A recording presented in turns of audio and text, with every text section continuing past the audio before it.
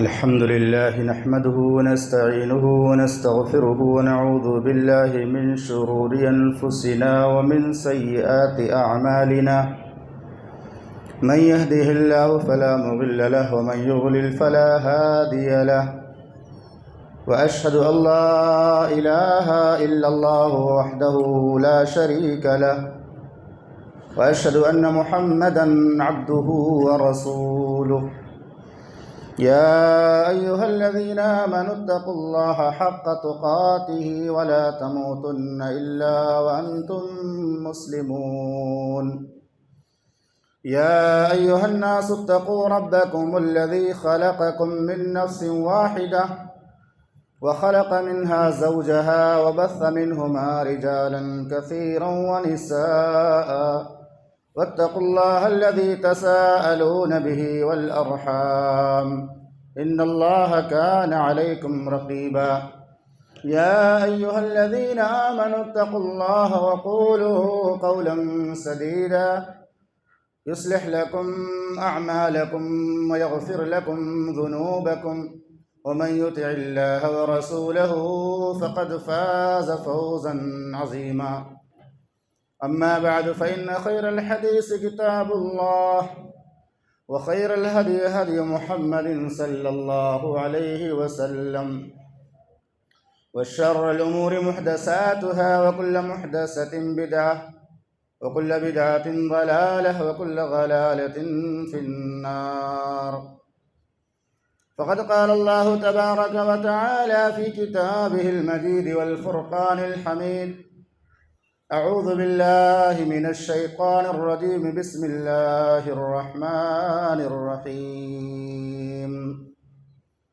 إن إبراهيم كان أمة قانتا لله حنيفا ولم يك من المشركين شاكرا لأنعمه اجتباه وهداه إلى صراط مستقيم وآتيناه في الدنيا حسنة وإنه في الآخرة لمن الصالحين.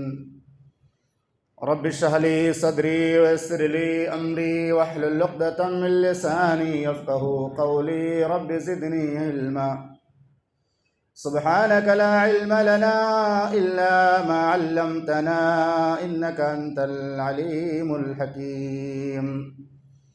اللهم آت نفسي تقواها وزكها أنت خير من زكاها أنت وليها ومولاها. إن أريد إلا الإصلاح ما استطعت وما توفيقي إلا بالله. معزز محترم حاضرین جمعہ، دینی اور اسلامی بھائیوں، نوجوانان اسلام، ہمیں سب سے پہلے اس وحدہ لا شریک لہ خالق کائنات مالک ارض و سما احکم الحاکمین اللہ عز و جل کی تعریف و توصیف، بڑائی و کبریائی اور حمد و ثنا بیان کرنی چاہیے، جو ہمارا خالق، مالک اور پالنہار ہے، جس نے ہم پر بے شمار انعامات اور احسانات فرمائے ہیں۔ اس کے بعد انگنت درود و سلام نازل ہوں اللہ کے تمام انبیاء اور مرسلین پر، خصوصاً سید الانبیاء والمرسلین شافع المذنبین رحمۃ للعالمین محمد رسول اللہ صلی اللہ علیہ وسلم پر۔ وہ ذات مبارکہ مقدسہ مطہرہ جنہیں رب العالمین نے رحمۃ للعالمین بنا کر کے بھیجا اور اہل کائنات کی ہدایت اور رہنمائی کا بندوبست فرمایا۔ اللہم صلی علی محمد وعلی آل محمد کما صلیت علی ابراہیم وعلی آل ابراہیم انک حمید مجید۔ اللہم بارک علی محمد وعلی آل محمد کما بارکت علی ابراہیم وعلی آل ابراہیم انک حمید مجید۔ معزز محترم حاضرین جمعہ، رمضان کا مہینہ گزرنے کے بعد بہت سارے ایسے مسلمان جو صاحب استطاعت رہتے ہیں، مستطیع ہوتے ہیں، جنہیں اللہ نے وہ طاقت و قوت دی ہوتی ہے کہ وہ حج بیت اللہ کی طرف جا سکیں، اللہ کے گھر کی طرف سفر کر سکیں، حج بیت اللہ کر سکیں۔ ایسے بہت سارے مسلمان الحمدللہ اللہ کی توفیق سے مکہ پہنچ چکے ہیں اور حج کے ایام کا انتظار کر رہے ہیں، 8 ذی الحجہ کے انتظار میں بیٹھے ہیں۔ یہ کہنے کا مقصد یہ ہے کہ ایک مسلسل جو خطبات جمعہ عید الفطر کے بعد چل رہے ہیں، اکثر جمعہ میں حج کے فضائل، عمرہ کے فضائل، حج اور عمرہ کی برکتیں اور ایسی نعمتیں جن کے ذریعہ اللہ تعالیٰ اپنے بندوں کو حج بیت اللہ کے ذریعہ سرفراز کرتا ہے، جو حج بیت اللہ کے لیے جاتے ہیں کن کن نعمتوں سے اللہ مالا مال کرتا ہے، یہ ساری باتیں ابھی تک چل رہی تھیں۔ لیکن اب بہت سارے لوگ جن کو اللہ نے حج کی سعادت بخشی ہے اور اللہ تعالیٰ ان کو حج کی نعمتوں سے اور عبادتوں سے نوازے گا، وہ تو پہنچ چکے ہیں، لیکن ہمارے سامنے ایک اہم عبادت آنے والی ہے۔ وہ عبادت کیا ہے؟ قربانی۔ عید الاضحیٰ میں ہر مسلمان جس کو اللہ نے جو حیثیت دی ہے اپنی حیثیت کے مطابق وہ قربانی کرتا ہے، اور وہ ابراہیم علیہ السلام کی سنت ہے۔ قربانی اگر ہم کرنے والے ہیں تو ہمیں قربانی کرنے سے پہلے ابراہیم علیہ السلام کی سیرت کو جاننا ضروری ہے، ابراہیم علیہ السلام کی زندگی کو جاننا ضروری ہے۔ قربانی صرف جانور ذبح کر کے گوشت کھانے کا نام نہیں ہے۔ اس لیے انشاءاللہ اللہ کی مدد اور توفیق سے آج کے خطبے میں ابراہیم علیہ السلام کی زندگی سے متعلق چند اہم گوشوں پر میں روشنی ڈالوں گا۔ ابراہیم علیہ السلام کے بارے میں اللہ رب العالمین نے قرآن مجید کے اندر سورہ نحل کے اندر بڑی اہم باتیں بیان فرمائی۔ ان ابراہیم کان امۃ قانتا للہ، بے شک ابراہیم علیہ السلام امت تھے۔ اکیلے ابراہیم کو اللہ نے امت کہا کیونکہ اللہ کے فرما بردار تھے، پوری دنیا سے کٹ کر اللہ کو راضی کرنے والے، اللہ کو خوش کرنے والے تھے۔ قانتاً، اللہ تعالیٰ کے اطاعت گزار، اللہ تعالیٰ کے فرما بردار، حنیفاً، یکسو ہو کر اللہ کی عبادت کرنے والے تھے۔ ولم یک من المشرکین، اور مشرکوں میں سے نہیں تھے۔ مشرک میں سے نہ ہونا یہ ایک مسلمان کے لیے بہت بڑی نعمت ہے۔ ایک انسان کے لیے اگر وہ مشرک نہیں ہے تو بڑی نعمت ہے، کیونکہ اللہ تعالیٰ جگہ جگہ ابراہیم علیہ السلام کی تعریف کرتے ہوئے فرماتا ہے وما کان من المشرکین، ابراہیم مشرکوں میں سے نہیں تھے۔ لم یکن من المشرکین، مشرکوں میں سے نہیں تھے۔ تو اگر اللہ نے ہم کو شرک سے بچا کر رکھا ہے تو اللہ تعالیٰ کا بہت بڑا انعام ہے، بہت بڑا احسان ہے۔ دوسری بات جو اللہ تعالیٰ نے ابراہیم علیہ السلام کی سیرت سے ان آیتوں میں بیان فرمائی ہے، شاکرا لانعمہ، اللہ کی نعمتوں کے شکر گزار تھے۔ اللہ نے جن نعمتوں سے انہیں نوازا تھا ان پر اللہ کا شکر ادا کرنے والے تھے۔ اور صرف وہی نہیں، ان کی بیوی بھی شاکرہ، چاہے سارہ ہوں چاہے ہاجرہ ہوں، دونوں اللہ کی شکر گزار بندیاں تھیں، دونوں اللہ کا شکر ادا کرنے والی تھی، کیونکہ یہ خود شکر گزار تھے اور اپنے گھر والوں کو شکر گزاری کی تعلیم دیا کرتے تھے۔ اسماعیل بھی شکر گزار تھے، ان کی بھی اللہ رب العالمین نے تعریف فرمائی۔ یہ پورا خاندان اللہ کی نعمتوں کا شکر ادا کرنے والا۔ آپ غور کیجئے، آپ کو واقعہ یاد ہوگا کہ اسماعیل علیہ السلام جب بڑے ہو گئے اور کہیں شکار پر باہر چلے گئے تھے، بہو سے ملاقات ہوئی تو ایک بہو نے بہت زیادہ اسماعیل علیہ السلام کے بارے میں غیر اطمینانی کا مظاہرہ کیا، کہا بہت زیادہ استنگی ہے، سختی کا معاملہ ہے، حالات بڑے مشکل ہیں۔ اسماعیل علیہ السلام کی جو بیوی تھی اور جو ابراہیم علیہ السلام کی جو بہو تھی، ابراہیم علیہ السلام نے اس سے ملاقات کیا، اس کے ذریعے جو حالات معلوم ہے، ابراہیم علیہ السلام کو احساس ہو گیا کہ ناشکری ہے، ناشکری ہے۔ فوراً کہا تمہارے شوہر اسماعیل آئیں گے تو کہہ دینا کہ اپنے دروازے کے چوکچ کو چینج کر دیں۔ بہرحال میں یہ بات بتانا چاہتا ہوں کہ توحید کا پایا جانا کسی گھر میں، گھر والوں کا موحد ہونا، شرک سے بچ کر اور اللہ کی شکر گزاری کرتے ہوئے زندگی گزارنا، یہ بہت عظیم نعمت ہے۔ اللہ ہم کو شرک سے بھی بچائے اور اپنی شکر گزاری کی توفیق عطا فرمائے۔ شاکرا لانعمہ اجتباہ وہداہ الی صراط مستقیم، اللہ نے ان کو چن لیا اور ان کو سیدھے راستے کی رہنمائی فرمائی۔ وآتیناہ فی الدنیا حسنہ، اللہ نے دنیا میں بھی ابراہیم علیہ السلام کو بھلائی سے نواز دیا۔ وإنہ فی الآخرۃ لمن الصالحین، اور آخرت میں وہ نیک لوگوں میں سے ہوں گے، اللہ کے صالح بندوں میں سے ہوں گے۔ یہ فضیلت اللہ رب العالمین نے ابراہیم علیہ السلام کی بیان فرمائی۔ ابراہیم علیہ السلام کو رب العالمین نے قوم سمود کی بربادی کے بعد، جن کے پیغمبر کا نام صالح علیہ السلام ہے، قوم سمود جب تباہ ہو گئی، قوم سمود پر اللہ رب العالمین کا عذاب آیا، اس کے بعد پھر دنیا میں شرک و کفر بہت زیادہ پھیل گیا، تو اللہ رب العالمین نے ابراہیم علیہ السلام کو پیدا فرمایا۔ ابراہیم علیہ السلام کو پیدا فرمایا۔ ابراہیم علیہ السلام کے باپ کا نام تارخ اور لقب آزر تھا، مشہور نام آزر۔ ابراہیم علیہ السلام کا جو خاندان تھا وہ سام بن نوح کی نسل سے تھا، نوح علیہ السلام کے بیٹے سام بن نوح کی نسل سے تھا۔ ابراہیم علیہ السلام سماج اور معاشرے میں دنیا کے اندر جس نام سے معروف تھے وہ نام کیا تھا معلوم ہے؟ ابو الانبیاء، ابو الانبیاء، کیونکہ بہت سارے پیغمبروں کو اللہ نے ان کی نسل میں پیدا فرمایا۔ ابو الانبیاء کے نام سے یہ مشہور تھے، لقب سے مشہور تھے۔ اسی طرح ابراہیم علیہ السلام کا ایک لقب ابو الزیفان بھی تھا، بہت زیادہ مہمان نواز تھے۔ بہت زیادہ مہمان نوازی کرنے والے، اپنے ساتھ مہمانوں کو کھانا کھلانے والے تھے۔ مہمان نوازی ان کی ایک اہم صفت تھی۔ قرآن میں بھی اللہ نے اس کا تذکرہ کیا۔ فرشتے مہمان کی شکل میں آئے تو بھنا ہوا بچڑا پیش کر دیا۔ ان کو پتہ نہیں چلا کہ فرشتے، فوراً جانور ذبح کیا، پوچھا بھی نہیں۔ آج مہمان آئے تو لوگ پوچھتے ہیں کیا کھاؤ گے، یہ کھاؤ گے، یہ کھاؤ گے، نہیں، بہت سارے سوالات کرتے ہیں۔ بہت زیادہ سوالات نہیں کرنے چاہیے، جو میسر ہو اس کے سامنے پیش کر دینا چاہیے۔ اسی طرح ابراہیم علیہ السلام کے بارے میں آتا ہے سب سے پہلے ختنہ ابراہیم علیہ السلام نے کیا اس دنیا کی تاریخ کے اندر۔ اسی طرح اللہ تعالیٰ نے اس کائنات میں اپنے 2 رسولوں کو خلیل بنایا۔ اس میں ایک خلیل تو ابراہیم علیہ السلام ہے اور دوسرے خلیل محمد الرسول اللہ صلی اللہ علیہ وسلم۔ صحیح مسلم کی روایت میں اللہ کے نبی صلی اللہ علیہ وسلم نے فرمایا اللہ رب العالمین نے مجھے اپنا خلیل بنایا جیسا کہ اپنا خلیل اللہ نے ابراہیم علیہ السلام کو بنایا۔ اس کے بعد ابراہیم علیہ السلام کی جو زندگی ہے، آپ کی زندگی کے جو حالات ہیں، بڑی تفصیل کے ساتھ اللہ نے قرآن مجید کے اندر بیان فرمایا۔ موسیٰ علیہ السلام کے بعد سب سے زیادہ تفصیل کے ساتھ اگر کسی کا واقعہ ملے گا قرآن میں آپ کو ابراہیم علیہ السلام کا واقعہ۔ بہت ساری مقامات پہ، بہت ساری صورتوں میں اللہ رب العالمین نے کا تذکرہ کیا۔ ابراہیم علیہ السلام کی آزمائش کیسے شروع ہوتی ہے معلوم ہے؟ ابراہیم علیہ السلام کی آزمائش اس اعتبار سے شروع ہوتی ہے کہ اللہ نے ان کو موحد اعظم بنایا، سب سے بڑا موحد کائنات میں اس وقت کا سب سے بڑا توحید پرست بنایا اور سب سے بڑے بت فروش کے گھر میں پیدا کر دیا۔ اللہ اکبر! توحید کا داعی پیدا ہو رہا ہے کہاں؟ مشرک کے گھر میں، بت بنانے والے کے گھر میں، بت بیچنے والے کے گھر میں۔ میرے بھائیوں، دوسرے لوگوں کی مخالفتوں کو آدمی کسی طرح برداشت کر لیتا ہے، لیکن گھر میں بیوی بچوں کی مخالفت، خاندان کی مخالفت، قبیلے کی مخالفت آدمی برداشت نہیں کر پاتا۔ ان لوگوں کو آدمی نہیں جھیل پاتا ہے۔ گھر سے ہی مخالفت شروع ہو گئی۔ باپ بتوں کا بنانے والا تھا، بتوں کا بیچنے والا تھا۔ ابراہیم علیہ السلام اسی شرک و کفر کے درمیان پیدا ہوئے اور بچپن سے اللہ تعالیٰ نے ان کو توحید کی سمجھ عطا فرمائی۔ اللہ رب العالمین کی جو ہے اللہ رب العالمین ان کو معرفت عطا فرمائی۔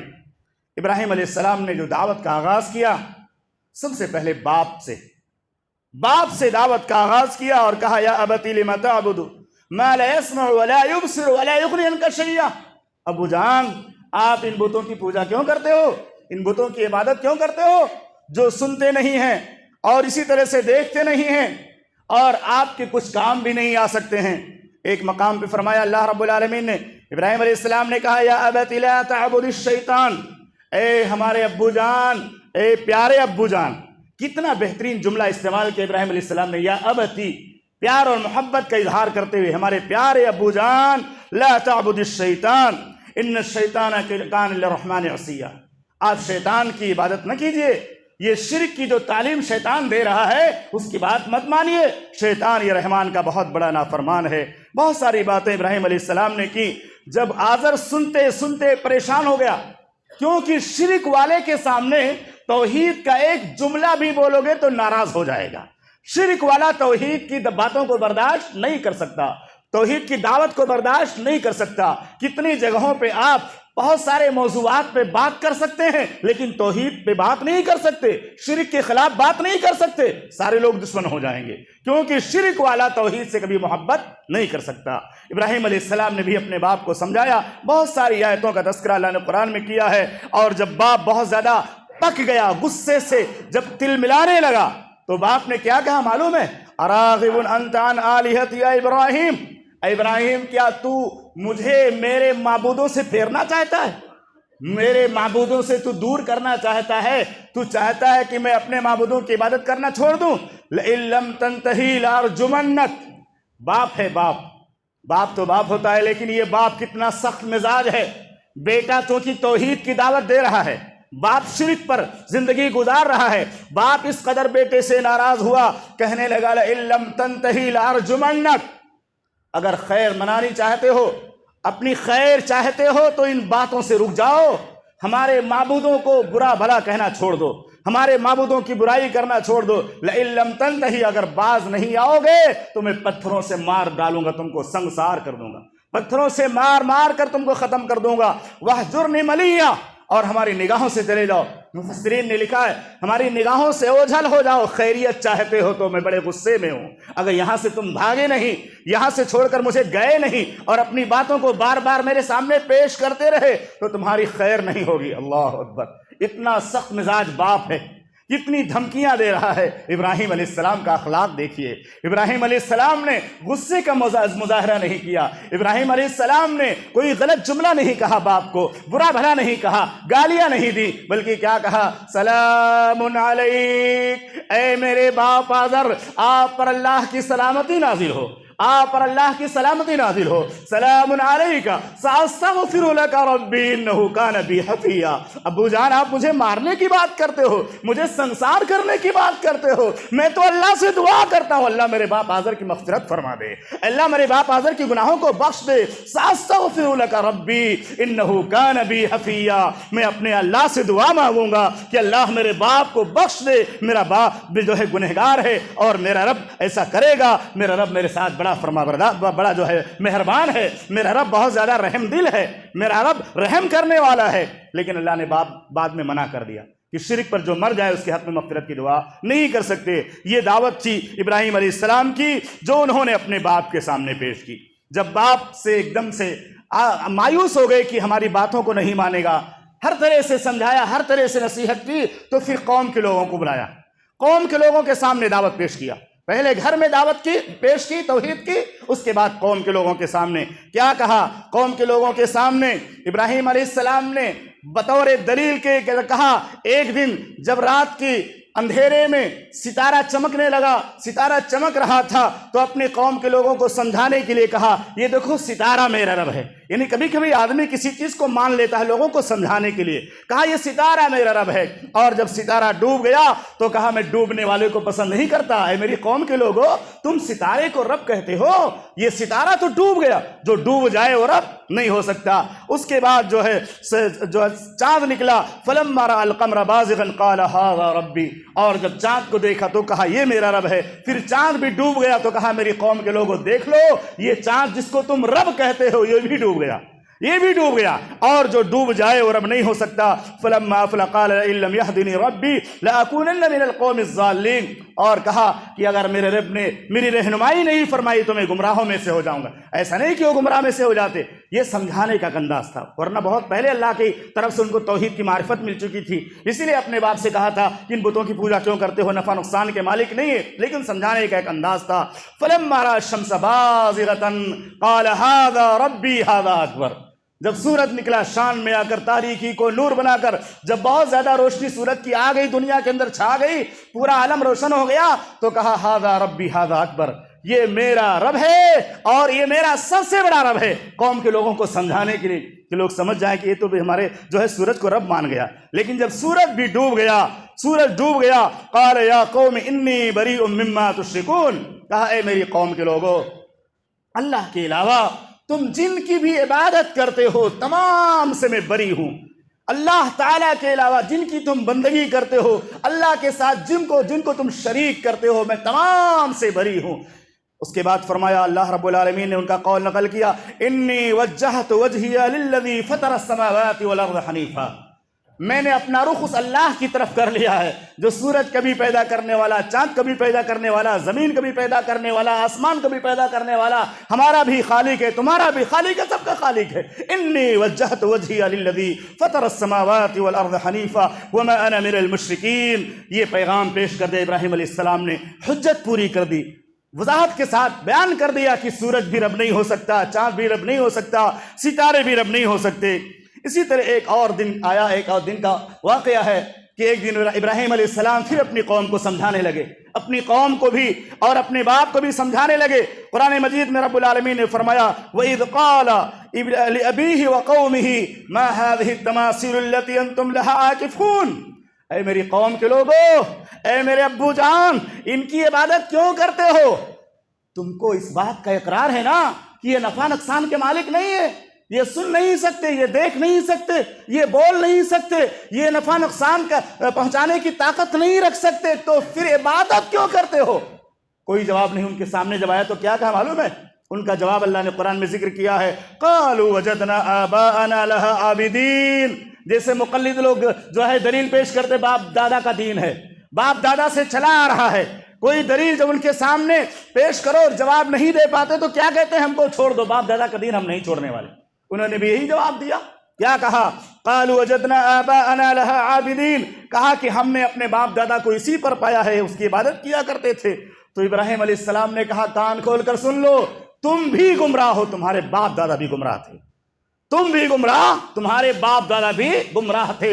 لقد کنتم انتم وآباؤکم فی ضلال مبین۔ قوم ناراض ہو گئی۔ ناراضگی میں کیا کہا معلوم ہے؟ غور کیجئے قرآن کے اسلوب پہ۔ ناراضگی میں کہنے لگے ارے ابراہیم کیسی بات کرتا ہے، ہمیں بھی گمراہ کہہ رہا ہے، ہمارے باپ دادا کو بھی گمراہ کہہ رہا ہے۔ قالوا اجیت بالحق ام انت من اللاعبین، کہا ابراہیم تو حق پیش کر رہا ہے ہمارے سامنے یا کھلواڑ کر رہا ہے؟ یہ کھلواڑ کی بات کرتا، ہمارے سب کو لوگوں کو گمراہ تو نے کہہ دیا، ہم کو بھی گمراہ، ہمارے باپ دادا کو بھی گمراہ کر دیا۔ اور وہ ناراض ہو گئے۔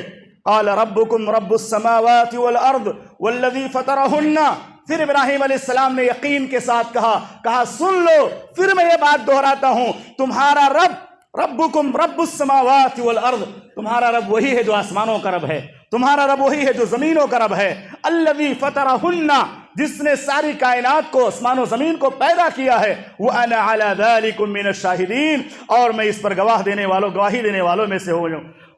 وَتَاللَّهِ لَأَكِيدَنَّ أَصْنَامَكُمْ، ابراہیم علیہ السلام کی بھی صبر کا پیمانہ بریز ہو گیا۔ کتنا سمجھاتے، مثالوں کے ذریعہ سمجھایا، دلیلوں کے ذریعہ سمجھایا، دن میں رات میں جب بھی موقع ملا سمجھاتے رہے۔ یہ بھی کہہ دیا کہ تم بھی گمراہ ہو، تمہارے باپ دادا بھی گمراہ ہے، پھر بھی وہ لوگ سمجھنے والے نہیں تھے۔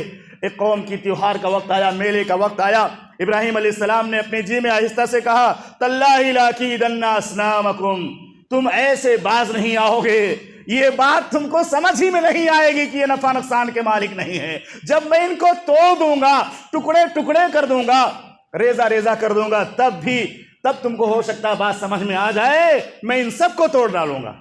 فجعلہم جزازا، قوم کے لوگ عید میں چلے گئے اور انہوں نے کہا میں بیمار ہوں، یعنی میں تمہارے ساتھ جاؤں گا تو بیمار ہو جاؤں گا، یا میرا دل اس شرک کے ماحول کو برداشت نہیں کر سکتا ہے۔ ابراہیم علیہ السلام نہیں گئے، بتوں کو توڑ دیا، توڑ کر ٹکڑے ٹکڑے کر دیا۔ اس کے بعد لوگ واپس آئے، ابراہیم علیہ السلام کو پکڑا اور کہا کہ ہم سب کو اس بات کا احساس ہے کہ یہ کام تم ہی کر سکتے ہو، اتنا بڑا کام کوئی نہیں کر سکتا، اتنا بڑا کام بتوں کے توڑنے کا ابراہیم کے سوا کون کر سکتا؟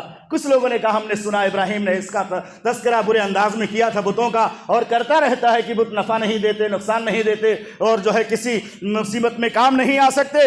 ابراہیم علیہ السلام کے سامنے پوری قوم ہے، کفر کی پوری جماعت ہے، مشرکوں کا پورا جتھا ہے، مشرکوں کا پورا گروہ موجود ہے۔ انہوں نے کیا کہا؟ ان مشرکوں نے قالوا حرقوا وانصروا آلہتکم، کہا ابراہیم کو جلا ڈالو، اپنے معبودوں کی مدد کرو۔ کتنے جاہل لوگ تھے، معبودوں کی مدد کرو، ارے بھائی جو معبود ہے وہ ہماری حفاظت کرتا ہے، جو معبود ہے وہ ہماری مدد کرتا ہے، جو معبود ہے وہ ہم کو پیدا کرتا ہے، پیدا کرنے والا ہی معبود ہو سکتا ہے، مدد کرنے والا ہی معبود ہو سکتا ہے، مشکل کشائی کرنے والا ہی معبود ہو سکتا ہے، جو ہماری طرح مخلوق ہو پیدا کیا گیا معبود کیسے ہو سکتا ہے؟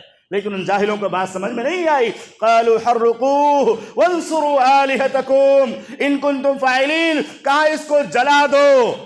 اپنے معبودوں کی بقا چاہتے ہو، اپنے معبودوں کا تحفظ چاہتے ہو، شرک کو دنیا میں باقی رکھنا چاہتے ہو، بتوں کی پوجا کو باقی رکھنا چاہتے ہو، ستاروں کی عبادت کو دنیا میں باقی رکھنا چاہتے ہو، تو اس کو جلا ڈالو، کیونکہ یہ زندہ رہے گا تو شرک کو دنیا سے ختم کر دے گا، شرک سے لوگوں کو منع کرے گا، توحید کی دعوت دے گا۔ قالوا حرقوه وانصروا آلہتکم ان کنتم فاعلین۔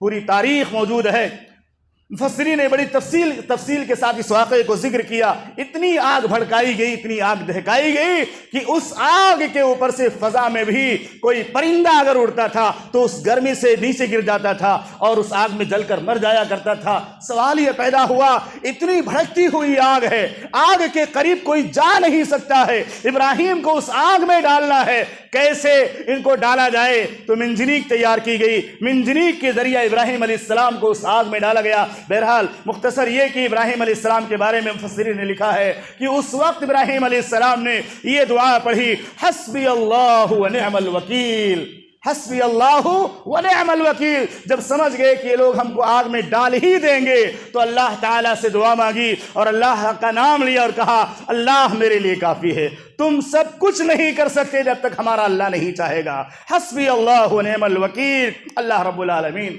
کی رحمت جوش میں آئی، اللہ رب العالمین نے ڈائریکٹ آگ کو خطاب کیا۔ اللہ جس سے چاہے بات کر سکتا ہے، جنت سے چاہے جنت سے بات کرے، جہنم سے چاہے جہنم سے بات کرے۔ قیامت کے دن ہمارے ہاتھوں پیروں سے کلام کرے گا۔ آگ سے اللہ نے کلام کیا اور کہا قُلْنَا يَا نَارُ كُونِي بَرْدًا وَسَلَامًا عَلَىٰ إِبْرَاهِيمَ۔ اے آگ، یہ ابراہیم میرا خلیل ہے، یہ میرا محبوب ہے، یہ میرا پیارا ہے، میرے ہر حکم پر اپنی جان نچھاور کرنے والا ہے، میرے ہر حکم پر عمل کرنے والا ہے۔ دنیا کتنی مخالفتیں کرے لیکن ابراہیم اللہ کے حکم پر عمل کر کے دکھا دیتا ہے۔ دنیا کی بندشوں، دنیا والوں کی رکاوٹوں کی پرواہ نہیں کرتا ہے۔ اکیلے میرا ابراہیم توحید کا اعلان کرنے والا، میری توحید کے لیے اپنی تمام زندگی قربان کرنے والا۔ اے آگ، اے آگ، یا اللہ رب العالمین نے فرمایا یا نار کونی بردا وسلاما علی ابراہیم، اے آگ ابراہیم پر ٹھنڈی اور سلامتی والی ہو جا، اتنی گرم نہ ہو جا کہ میرے خلیل کو تکلیف پہنچ جائے، اتنی ٹھنڈی نہ ہو جا کہ میرے خلیل کو گزن پہنچ جائے۔ یا نار کونی بردا وسلاما علی ابراہیم۔ یہ بڑا عظیم واقعہ تھا۔ اللہ نے قرآن مجید میں بڑی تفصیل کے ساتھ اس کا ذکر فرمایا۔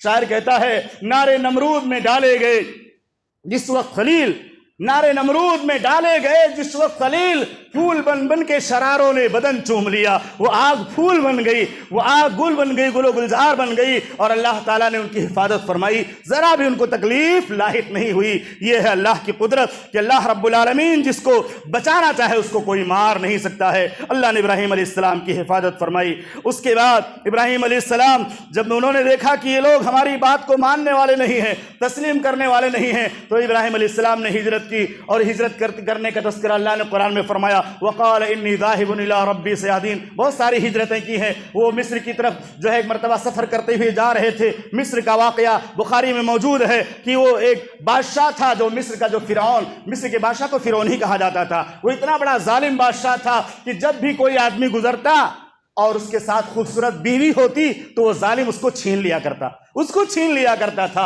ابراہیم علیہ السلام کا جب گزر ہوا اور دیکھا لوگوں نے کہ بڑی خوبصورت بیوی ہے ان کے ساتھ، تو اس بادشاہ کو، اس مصر کے بادشاہ کو، فرعون کو لوگوں نے جا کے خبر دے دیا، کہا ایسا ایسا معاملہ ہے۔ بہرحال جب لوگوں نے اس کو بتایا تو کہا کہ اس کو میرے پاس حاضر کرو۔ ابراہیم علیہ السلام کو اور ان کی بیوی کو فرعون کے پاس جب لوگوں نے حاضر کیا تو انہوں نے ابراہیم علیہ السلام سمجھ گئے کہ ہماری بیوی کے ساتھ غلط سلوک کرنا چاہتا ہے، تو انہوں نے سمجھا دیا تھا اپنی بیوی سارہ علیہ السلام کو، کہا جب تمہیں بلائے گا یہ بادشاہ تو تم کہہ دینا کہ میں ابراہیم کی بہن ہوں۔ حقیقت میں وہ بیوی تھی لیکن جزازات بہن بھی تھی رشتے کے اعتبار سے یا ایمان کے اعتبار سے دینی بہن تھی، تو بہن کا کہہ دینا، اس طرح سے تم جو ہے اپنے سامنے اس کے سامنے اس طرح کا اظہار کرنا کہ میں اس آدمی کی بیوی نہیں ہوں بلکہ بہن ہوں۔ تو ایک حکمتاً وہ بات تھی، حقیقت میں اگر غور کیا جائے تو بہن بھی تھی دین کے اعتبار سے، یا جزازات بہن تھی، اس سے نکاح ہو گیا تھا، بیوی بھی تھی۔ تو بہرحال بادشاہ نے ان کو زک پہنچانا چاہا، ہاتھ بڑھایا، دست جو ہے اپنے ہاتھ کو پھیلایا اور اپنے ہاتھوں سے اس کو تکلیف پہنچانے کی، سارا کو تکلیف پہنچانے کی کوشش کی، لیکن اس کا ہاتھ شل ہو گیا، ایک بار دو بار۔ اس کے بعد وہ سمجھ گیا کہ اس عورت کے ساتھ کوئی بڑی طاقت ہے، میں اس کے ساتھ کچھ نہیں کر سکتا۔ تو ابراہیم علیہ السلام کی جو بیوی سارہ علیہ السلام تھی ان کو آزاد کر دیا، کہا لے جاؤ اپنی بیوی کو اور اپنی بیٹی، اکثر جو ہے مفسرین نے یہی لکھا ان کی بیٹی ہاجرہ تھی، ہاجر یا ہاجرہ نام تھا، بیٹی کو ان کے حوالے کر دیا۔ اس کے بعد یہاں سے قافلہ روانہ ہوا تو ابراہیم علیہ السلام بھی موجود ہیں، ابراہیم علیہ السلام کی بیوی سارہ علیہ السلام موجود ہیں، اور ان کی جو ہے لونڈی جو بادشاہ نے دی تھی ہاجر وہ بھی موجود تھی۔ اس کے بعد ابراہیم علیہ السلام اللہ سے دعا کرنے لگے، تقریباً 80 سال کے اوپر کی عمر ہو گئی ابراہیم علیہ السلام کو۔ یہ اپنے بارے میں محسوس ہونے لگا کہ اب میں زیادہ دن دنیا میں نہیں رہوں گا، کسی نہ کسی دن مجھے بھی موت آ جائے گی اور میں دنیا سے چلا جاؤں گا، میرے بعد توحید کا اعلان کون کرے گا، یہ توحید کا پرچم کون بلند کرے گا، دنیا کے لوگوں کو شرک سے کون روکے گا، اللہ کی عبادت کا حکم کون دے گا۔ اللہ سے دعا کی رب حب لی من الصالحین، اے پروردگار مجھے نیک لڑکا عطا فرما دے۔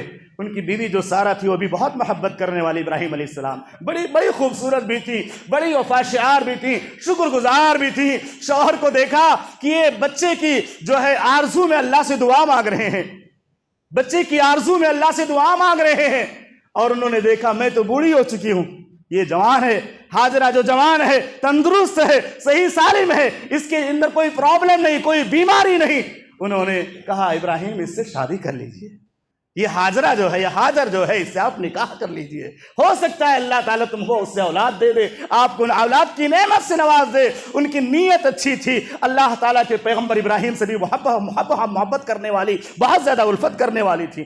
جب انہوں نے حاجرہ کا نکاح کرا دیا ابراہیم علیہ السلام سے، تو پھر اسماعیل علیہ السلام کی پیدائش ہو گئی۔ اسماعیل علیہ السلام کی پیدائش ہوئی، وہیں سے دونوں میں جھگڑا شروع ہو گیا۔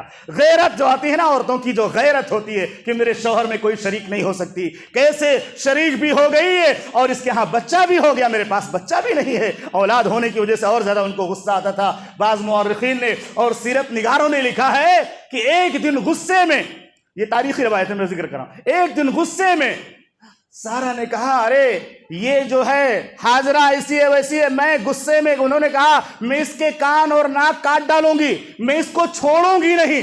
جب بچے کی پیدائش ہو گئی اسماعیل علیہ السلام کی تو بہت زیادہ غیرت آ گئی۔ جب غیرت آ گئی تو غصے میں کہا میں حاجرہ کے کان اور یہ جو ہے ناک کاٹ دوں گی، اس کے اعضاء کو کاٹ دوں گی۔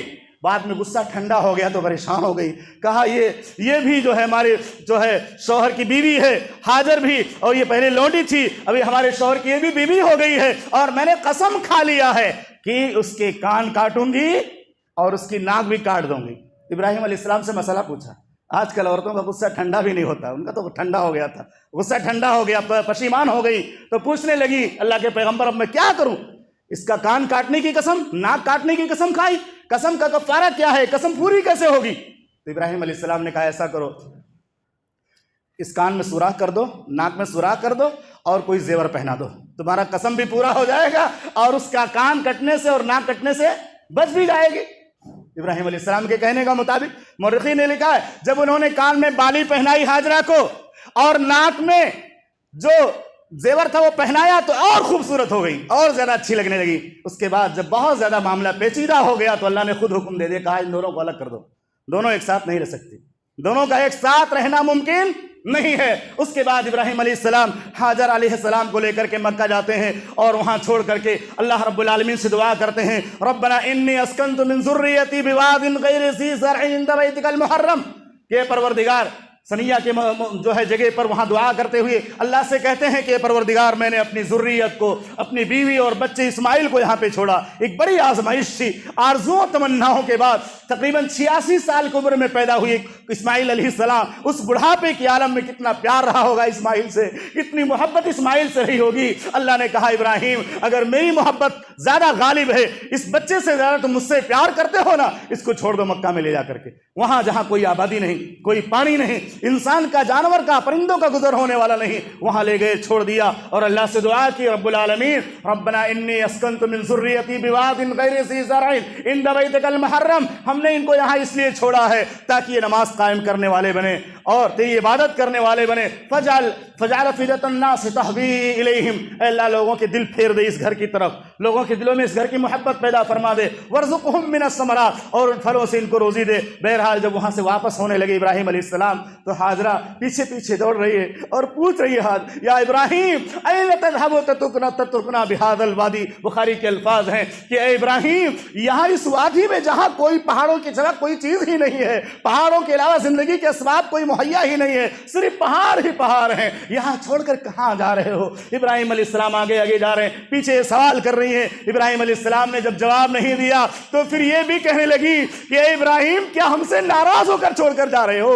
مجھ سے کوئی غلطی تو ہوئی ہے، حاجرہ سے کوئی خطا ہوئی ہے تو بتا دو، کیا ناراضگی کی وجہ سے مجھے یہاں چھوڑ کر جا رہے ہو؟ یہ اللہ کا حکم آ گیا ہے۔ انہوں نے کہا اللہ کا حکم آ گیا تو انہوں نے کہا اگر اللہ کا حکم ہے اذن لن یضیعنا اللہ، تو جاؤ، اللہ ہم کو کبھی برباد نہیں کرے گا۔ کچھ دنوں کے بعد پانی پیتے پیتے ختم ہو گیا، کھجور کھاتے کھاتے ختم ہو گیا۔ حاجر علیہ السلام کو پیاس لگی، بھوک کی شدت کا احساس ان کو ہوا۔ اسماعیل کے لیے دودھ نہیں مل رہا تھا کیونکہ جب ماں کھائے گی نہیں، ماں پیے گی نہیں تو دودھ کہاں سے آئے گا؟ جب انہوں نے صفا کی طرف جو ہے دوڑ لگائی، پھر مروہ کی طرف، اس طرح 7 چکر جب پورے ہو گئے تو جو ہے جبریل علیہ السلام آئے اور انہوں نے اپنے پر سے مارا اور وہاں زمزم کا چشمہ جاری ہو گیا، اور وہ زمزم جس کی ہر مسلمان تمنا کرتا ہے پینے کی اور جس کو دیکھنے کی اور جس کو حاصل کرنے کی تمنا کرتا ہے۔ ہماری ماں ہاجر علیہ السلام نے کہا زمزم رک جا، جلدی جلدی وہ گھیرنے لگی۔ بہرحال اللہ رب العالمین نے اس زمزم کو دنیا کا عظیم الشان بابرکت پانی بنا دیا۔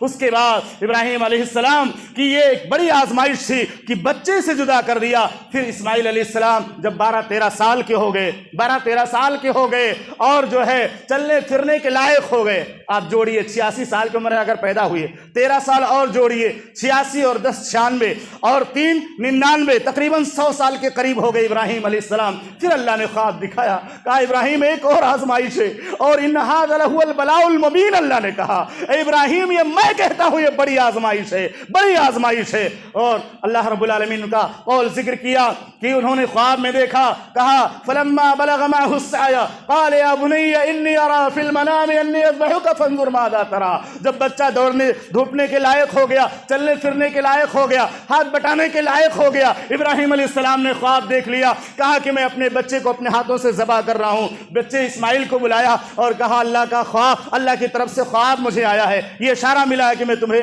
ذبح کر دوں، اللہ کا حکم آ گیا ہے۔ اسماعیل کتنا فرمانبردار تھا، کتنا اپنے باپ کی سے محبت کرنے والا، اللہ کی فرمانبرداری کرنے والا تھا۔ جواب میں کہا یا ابت افعل ما تؤمر ستجدنی انشاءاللہ من الصابرین۔ اے ابو جان اللہ کا حکم ہے تو دیر نہ کیجئے، ابھی تک اللہ نے ہر موڑ پر آپ کی حفاظت فرمائی، ہر موڑ پر آپ کو بچایا، ہر طرح سے اللہ نے ہم کو نعمتوں سے نوازا۔ یا ابت افعل ما تؤمر ستجدنی انشاءاللہ من الصابرین۔ اگر اللہ نے چاہا تو میں صبر کر لے جاؤں گا، میں بھاگوں گا نہیں، چھپوں گا نہیں، کودوں گا نہیں، چیخوں گا نہیں، چلاؤں گا نہیں، اللہ کے لیے میں آپ کے سامنے لیٹ جاؤں گا۔ آپ اللہ کے لیے ذبح کیجئے، اللہ آپ سے بھی راضی ہو جائے گا اور اللہ ہم سے بھی راضی ہو جائے گا۔ اللہ نے قرآن میں تثنیہ کا صیغہ استعمال کیا ہے، فلما اسلما وتلہ للجبین۔ جب اللہ تعالیٰ کے حکم پر عمل کرنے کے لیے دونوں تیار ہو گئے، اسلما دونوں ابراہیم اور اسماعیل، وتلہ للجبین اور پیشانی کے بل لٹا دیا۔ مفسرین نے لکھا ہے کہ پیشانی کے بل اس لیے لٹایا تاکہ چہرے سے چہرہ آمنا سامنا نہ ہو، چہرے کا نگاہوں سے نگاہیں نہ ملے، کیونکہ ایک باپ بیٹے کی آنکھوں کو دیکھے گا، اس کے چہرے کے اتار چڑھاؤ کو دیکھے گا، ہو سکتا ہے ناکام ہو جائے۔ پیشانی کے بل لٹا دیا اور پوری کوشش کر کے ہاتھ میں جو چھری تھی یا جو ذبح کرنے کا سامان تھا پوری کوشش کر کے چلانے لگے۔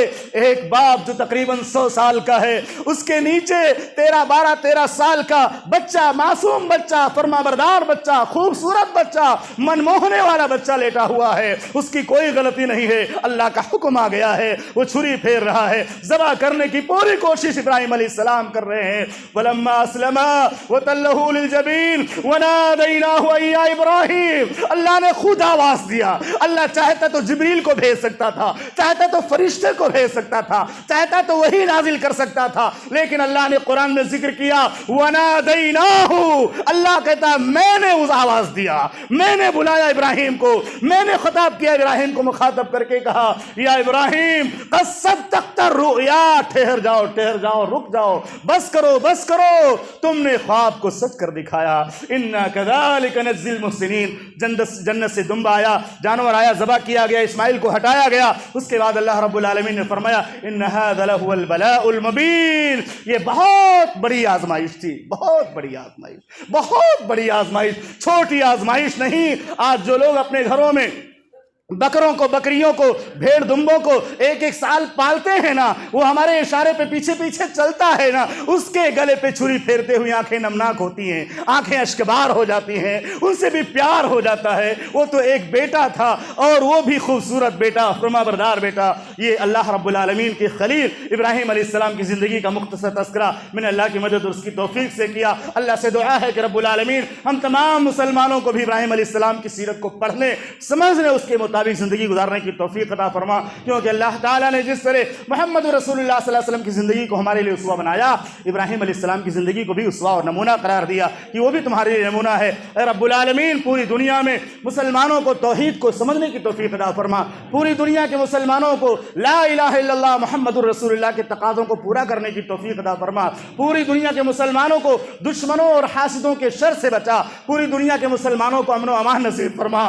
اے اللہ ہمارے فلسطین کے ماں اور بہنوں کی حفاظت فرما، فلسطین کے معصوم بچوں کی حفاظت فرما، فلسطین کے جو خاندان مسلمانوں کے خاندان غزہ وغیرہ میں ہیں پریشان حال ہیں، کھانے کے لیے ضروریات کی چیزیں، پینے کے لیے جو ہے ضرورت بھر پانی ان کو میسر نہیں ہے، اے اللہ تو اپنی طرف سے خصوصی ان کی حفاظت فرما، ان کی مدد فرما۔ اے اللہ بیت المقدس یہ ہمارا قبلہ اول ہے، ہمارے پیغمبر بھی پہلے اسی طرف رخ کر کے نماز پڑھا کرتے تھے، وہ بھی ہمارا قبلہ تھا، اے اللہ وہ بھی تیری عبادت گاہ ہے، ہم مسلمانوں کی عبادت گاہ ہے، ہم سب جس طرح خانے کعبہ سے محبت کرتے ہیں اللہ بیت المقدس سے بھی محبت کرتے ہیں، قبلہ اول سے بھی محبت کرتے ہیں، اے اللہ تو دشمنوں پر جو ہے اپنا جو ہے عذاب نازل فرما، ان کو ظلم سے باز آنے کی توفیق عطا فرما، ان کے ظلم کا پنجہ توڑ دے، اے اللہ دنیا کے کسی بھی کونے میں کسی بھی گوشے میں ہم کہاں کہاں کا نام لیں، ایک جو زخم نہیں، ایک دو زخم نہیں سارا بدن ہے چھلنی، ایک دو زخم نہیں سارا بدن ہے چھلنی،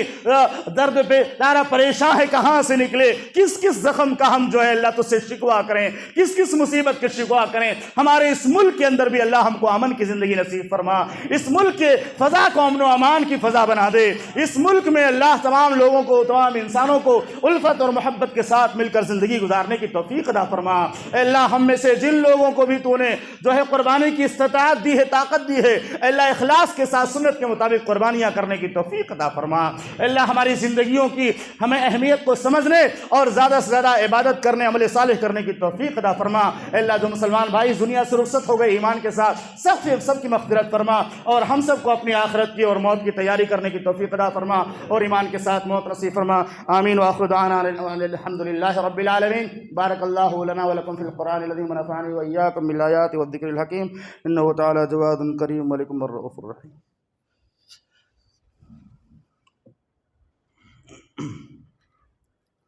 الحمد لله نحمده ونستعينه ونستغفره ونعوذ بالله من شرور أنفسنا ومن سيئات أعمالنا، من يهده الله فلا مضل له ومن يضلل فلا هادي له، وأشهد أن لا إله إلا الله وحده لا شريك له، وأشهد أن محمدا عبده ورسوله، أما بعد فإن خير الحديث كتاب الله، وخير الهدي هدي محمد صلى الله عليه وسلم، وشر الأمور محدثاتها، وكل محدثة بدعة، وكل بدعة ضلالة، وكل ضلالة في النار۔